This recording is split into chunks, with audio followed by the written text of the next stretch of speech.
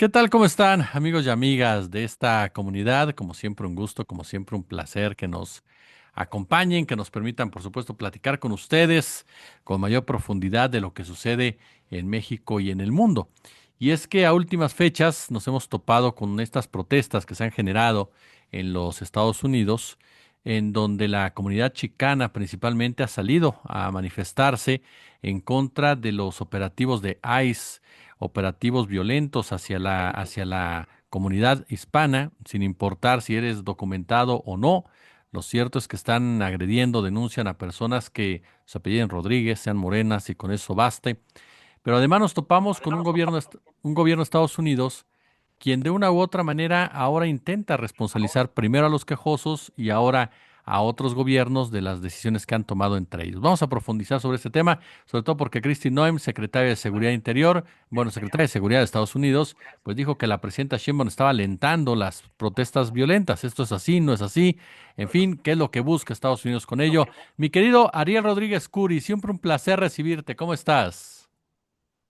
Muchas gracias por la invitación, Jesús. Muy bien, muy preocupado. Mu- Muy bien, amigo, muchas gracias. Oye, pues de entrada yo te preguntaría eso, ¿cómo entendemos esta situación en Estados Unidos y cómo entendemos también, por supuesto, el hecho de que estén señalando a Sheinbaum? ¿Tienen razón o no tienen razón? Cómo lo lees? Bueno, mira, yo creo que lo primero que tenemos que entender es que Donald Trump encabeza una contrarrevolución. Es una contrarrevolución en favor de los blancos y los ricos, o más bien de los ricos blancos. Por lo tanto, es relativamente fácil desde su perspectiva identificar enemigos y generar situaciones que alarmen a la población estadounidense. Y bueno, un objetivo preferencial en esta política es identificar a los migrantes, sobre todo a los migrantes hispanos, como una horda invasora que se está apoderando de las calles, los negocios, el crimen, etcétera, en los Estados Unidos. Eso es lo primero que tenemos que recuperar, Jesús, porque de lo contrario sería muy difícil explicar el encono verbal, pero también en política de parte de Trump y de su gente respecto a los migrantes como tal y ahora respecto al gobierno de la presidenta Claudia Sheinbaum. Es decir, estamos ante un fenómeno absolutamente inédito en la historia de Estados Unidos, al menos con esa magnitud, que es una contrarrevolución en vivo. Uh-huh. Ahora bien, lo que está pasando en Los Ángeles puede ser equiparable con otras experiencias que han tenido lugar, incluso en Los Ángeles mismo. Pienso en los motines de Watts en 1965 o pienso en los motines de 1992, ¿no? Con motivo de aquella famosa exoneración de cuatro policías que habían vapuleado a un ciudadano estadounidense afroamericano. Lo que pasa es que no hay comparación. Si nosotros vemos los videos que corren actualmente sobre la protesta en Los Ángeles y sobre la protesta en otras ciudades de Estados Unidos en estos momentos, lo que se nota es que más allá del incendio de algunas patrullas y de los automóviles inteligentes, etcétera, en realidad ha sido una protesta autocontenida, que no tiene absolutamente nada que ver con lo que pasó en Watts en 1965 o lo que pasó en Los Ángeles, lo que pasó en el sur de Los Ángeles en 1992, donde hubo decenas de muertos y saqueos multimillonarios de negocios. Eso no está pasando ahorita. Quien está escalando el conflicto con una aventura de pronóstico reservado es Washington, que ha enviado, sin que lo solicite el gobernador, a la Guardia Nacional bajo el mando del propio gobierno federal y del Departamento de Defensa, y ha enviado además Marines, que por definición no están bajo el mando de la autoridad local.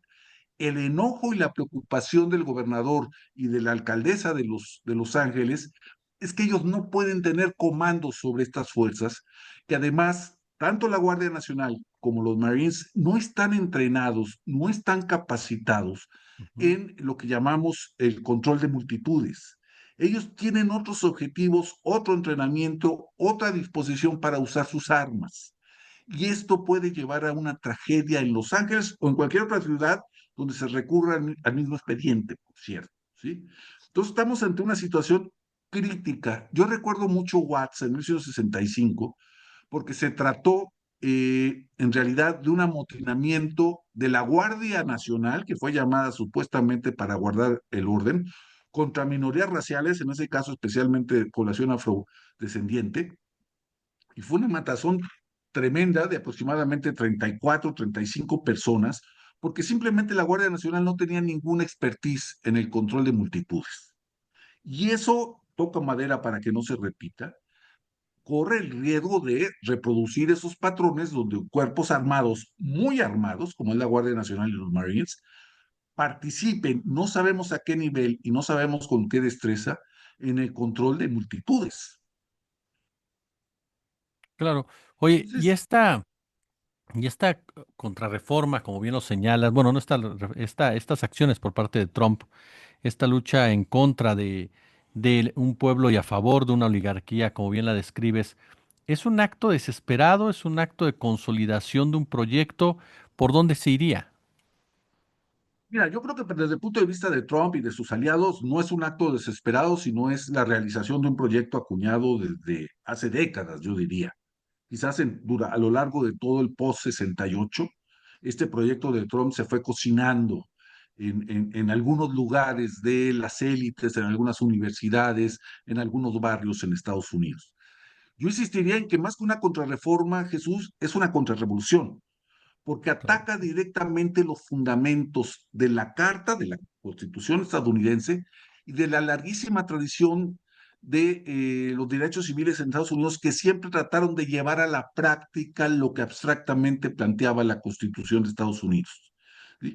Entonces, desde su punto de vista, es la culminación de un proyecto que ya vimos algunos atisbos en aquel asalto al Congreso en 2020, pero desde otro punto de vista es una instrumentación ya mucho más meticulosa de cómo hacer esto.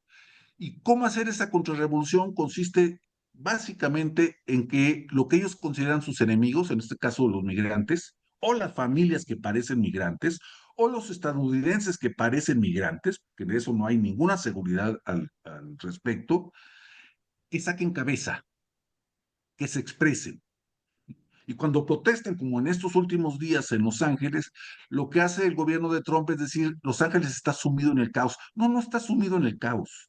No tiene nada que ver con los motines de 1992 ni de 1965. Hay cierto orden incluso en la protesta. Hay excesos, sí, por supuesto que hay excesos.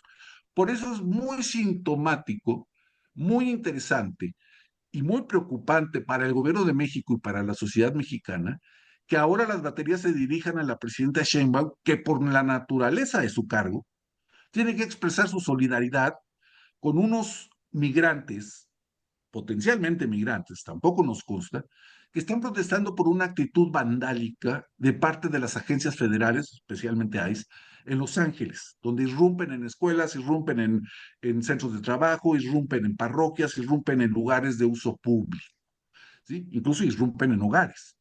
Entonces, es muy interesante porque tienen que encontrar un responsable de lo que está pasando, porque ellos saben, el gobierno de Washington, Trump y sus achichincles, saben que están sobre la cuerda floja, porque uno de los, digamos, consecuencias no deseadas de movilizar tropas o elementos federales como, o federalizados como la Guardia Nacional y los Marines es que directamente el conflicto salte instancias y ahora sea entre los migrantes y el gobierno de Washington, como en los hechos lo es. Por eso la actitud, yo diría, recatada, un poco desesperada del gobernador de California y de la alcaldesa de Los Ángeles, tratando de establecer que ellos no son los que están alimentando el conflicto, que lo están tratando de controlar a partir de las políticas usuales en una ciudad, por ejemplo, en Los Ángeles. ¿No? Entonces estamos ante una situación verdaderamente inédita donde Trump no tiene ningún empacho en asumir que es una de las partes en conflicto y pareciera que es una de las partes en un conflicto armado porque está movilizando elementos del gobierno federal armados hasta los dientes contra una multitud que puede ser tan disciplinada o tan indisciplinada como queramos, pero que está muy lejos de insurreccionarse, está muy lejos de amotinarse incluso en los parámetros que estamos acostumbrados de los motines raciales recientes en Estados Unidos o de los históricos en el caso de Los Ángeles, como los de 92 o como los de Watts en 1865. ¿Qué consecuencias crees que tenga en la relación entre Trump y Claudia Sheinbaum? ¿Crees que impacte en el ámbito comercial, en lo que se está discutiendo actualmente, incluso en este punto de los aranceles? Mira, yo creo que la calle, la protesta en la calle no tiene una agenda que se parezca a las otras agendas. Surge muchas veces de la espontaneidad y surge también porque yo creo que hay detrás de las medidas del gobierno de Trump una provocación. Pero naturalmente es desde la perspectiva del gobierno mexicano un hecho inoportuno, vamos a decirlo así. Pero la política es eso. La historia se hace de estos elementos que se juntan sin que alguien hubiese pensado que se iban a juntar de esa manera. Sí va a tener sus implicaciones en la negociación. Ahora próximamente la presidenta Sherman se va a reunir con Trump en Canadá. Entonces va a ser una manera de medir las consecuencias de esta irrupción, digamos, de la calle en la relación bilateral. El asunto es que Estados Unidos también, o el gobierno de Estados Unidos, eh, eh, eh, yo siento que está aislándose de un mainstream más importante en el mundo. Está en negociaciones actualmente con China, unas negociaciones muy delicadas sobre los aranceles. Eh, eh, Sorpresivamente el gobierno, al menos para mí, el gobierno de Gran Bretaña ha declarado que dos de los ministros del gobierno de Netanyahu son prácticamente unos criminales de guerra. ¿No? No lo dijo así, pero pues eso sí se puede interpretar, y el gobierno de Washington se enojó, etcétera. Entonces, no, incluso un gobierno tan irresponsable como el de Trump, o aparentemente tan irresponsable como el de Trump, debe encontrar límites y no sé si esté dispuesto a abrir un frente más. Pero yo tampoco tengo muchas esperanzas al respecto. Es muy fácil, muy natural culpar a México, en este caso al gobierno mexicano, de lo que está pasando en Los Ángeles, porque lo vemos, ondean las banderas mexicanas, no solamente las mexicanas, pero unas que destacan son las mexicanas. Lo más interesante en este asunto es cómo ese sector de la opinión pública, de los intelectuales públicos en México, van a poder subirse a esta discusión y poder dar una opinión al respecto. Yo creo que ahí hay un reto que van a tener, porque bueno, pueden salir como las mamás y los papás autoritarios que le dicen al niño, muy bien, pero, ¿no? Es probablemente que digan, bueno, apoyamos a Sheman, pero, en fin, vamos a ver muchas cosas en el medio mexicano también a propósito de esta cuestión que tiene pocos precedentes por la manera en que incide en una relación bilateral en un momento especialmente crítico de esa relación bilateral. Oye, hablando precisamente del caso México, el PRI particularmente lo retoma el punto de que, según Cohen, se refiere a cuando Sheinbaum hablaba de movilizarse por el gravamen de 3.5% a las remesas. Esa manipulación por parte del PRI, el PRI busca quedar bien con los Estados Unidos, el PRI puede o se piensa beneficiado de una intervención norteamericana.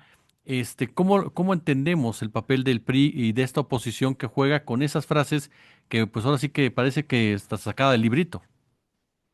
Sí, yo creo que la oposición mexicana, y hay algo de natural en eso, porque la relación más importante es con Estados Unidos, y como estamos viendo, la política de Estados Unidos, la política interna de Estados Unidos, es un issue, es un asunto de la política interna mexicana, eso ya no tiene remedio, y así va a ser en las próximas décadas.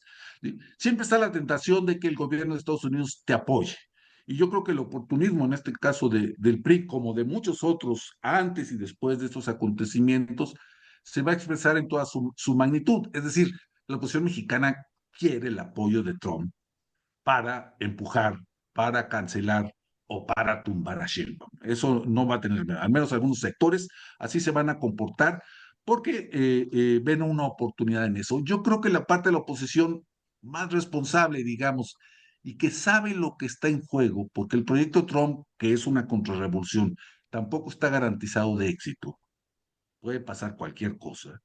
Yo creo que se van a andar con cuidado si es que tienen una visión estratégica de las cosas, porque lo que seguro va a provocar esta intervención de la secretaria del Interior de Estados Unidos, seguro, va a ser un aumento en el apoyo a Claudia Sheinbaum. Es decir, ellos pueden ganar el oído de algún burócrata de Washington aliado con Trump, la oposición mexicana, pero seguramente no van a ganar puntos dentro de la sociedad mexicana, dentro del electorado mexicano, etcétera, porque la ofensiva de Trump contra los inmigrantes es grosera, es obscena, es casi un acto de pornografía política. Ese punto te lo quería platicar, preguntar también, querido Ariel. A final de cuentas, ahorita hablábamos de la política de la calle. La comunidad que está manifestándose, pues no vemos que sean nada más los indocumentados, vemos a una comunidad en general que está saliendo a las calles, incluso en los videos se ven hasta anglosajones en un momento dado también presentes. Eh, ¿Cómo podemos entender ese vínculo de la bandera, de los zarapes, de los huipiles que se ven en las manifestaciones a favor de una comunidad que entiendo la mayoría son mexicoamericanos en realidad los que están ahí presentes? Es difícil imaginar a un mexicano indocumentado manifestándose en esos casos, ¿no? Son Claro. ciudadanos que se creen con todo el derecho y que tienen todo el derecho a manifestarse públicamente. Yo creo que un problema de la oposición a Trump que existe, pero que está difuminada, es la articulación nacional en un país tan grande como Estados Unidos y con tantas políticas locales que usualmente pesan más que la gran política nacional. Si estas protestas se extienden a otros grandes centros neurálgicos de la inmigración, las ciudades tejanas, por ejemplo, Chicago, Nueva York, ya hubo manifestaciones, San Francisco, etcétera, hay la posibilidad de que se articule por esa vía, no solamente en términos de la defensa de la migración, que es un tema muy difícil de manejar en Estados Unidos, pero sí en términos de la defensa de los derechos civiles, de los derechos constitucionales, que esta contrarrevolución de blancos y ricos quiere echar para atrás. Me parece que ahí hay un nivel de articulación a nivel de calle que puede ser importante. Ahora, el asunto aquí es que como cualquier sociedad, pero quizás más la estadounidense, es una sociedad muy asustadiza. Entonces, si las protestas no se manejan dentro de ciertos cánones y dentro de cierta simbología que tiene que ver con la protesta pacífica, básicamente, es posible que también sea contraproducente. La calle es impredecible, querido Jesús. La política en la calle lleva hacia muchos lados. Puede beneficiar a Trump, puede beneficiar a sus opositores, puede beneficiar al gobierno de Sheinbaum o puede perjudicarlo. En realidad, esa es una moneda en el aire. Lo que sí es cierto es que el problema migratorio referido a los derechos básicos de los ciudadanos, ya no de un país, sino del mundo, se está extendiendo y se está volviendo una agenda mucho más importante. En esas dos últimas noches hubo también disturbios en Irlanda del Norte con motivo del ataque a una comunidad específica, étnicamente diferenciada en ese caso, y ocupa una buena parte de BBC, que están muy sorprendidos de que eso haya pasado en Irlanda del Norte, ¿no? Es decir, el problema migratorio es un problema universal, pero que para bien o para mal solamente puede ser tratado localmente y nacionalmente. No hay instrumentos internacionales al respecto que sean eficaces, ¿sí? Entonces yo diría que, para referirme directamente a tu pregunta, puede articularse un movimiento anti-Trump, pero tiene muchos peligros el camino, tiene muchos escollos a los lados, y habría que ver cómo responde tanto, no solamente el electorado, sino los actores políticos en Estados Unidos, que así mismo como en México, la oposición en Estados Unidos está muy desdibujada. Y finalmente, se topa la situación de Colombia con este atentado en contra de un precandidato presidencial. Se le acusa en los medios de comunicación a Gustavo Petro de estar detrás, o por lo menos la izquierda radical, como ellos la mencionan. Se da a conocer la sentencia en contra de Cristina Fernández, que le inhabilita políticamente, y creo que son 6 años de cárcel. Se dan estas manifestaciones en Brasil en contra precisamente de Luis Ignacio Lula da Silva. De repente creo parecería que hay una articulación por parte de todos los que se han definido seguidores de Trump o por lo menos con ese matiz ultraconservador.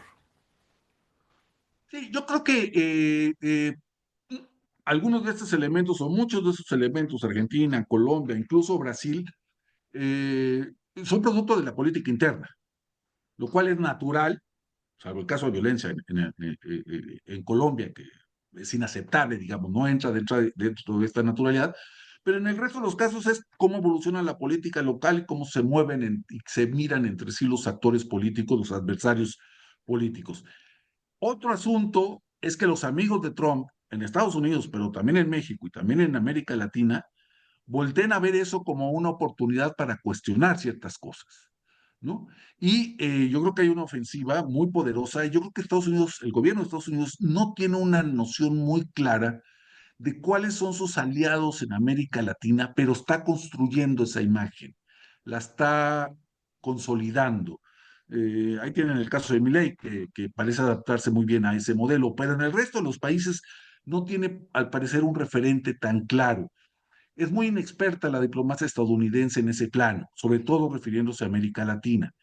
Entonces yo creo que hay una buena oportunidad de que las democracias latinoamericanas puedan rehacer su capacidad de respuesta de lo que significa Trump en términos, por ejemplo, de amenaza para la democracia misma y estar mucho más preparados para dar la batalla, no solamente contra Washington, que no es el caso, sino con su propia extrema derecha radicalizada en virtud del discurso trumpista. Eso me parece que es absolutamente clave y yo creo que se requiere mucha imaginación, mucho conocimiento de la política local y mucha oportunidad al respecto, ¿no? Mi querido Ariel Rodríguez Curi, siempre es un verdadero placer platicar contigo y aprender de ti, oye. Un abrazo, Jesús.